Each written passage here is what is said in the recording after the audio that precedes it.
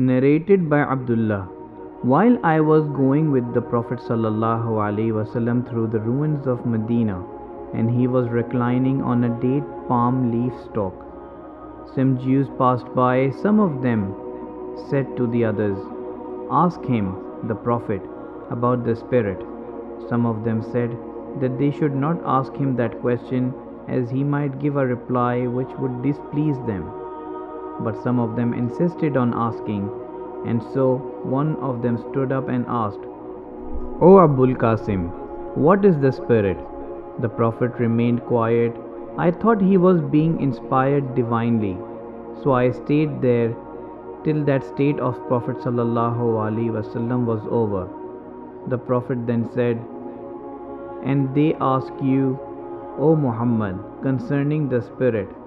Say the Spirit, its knowledge is with my Lord, and of knowledge you mankind have been given only a little."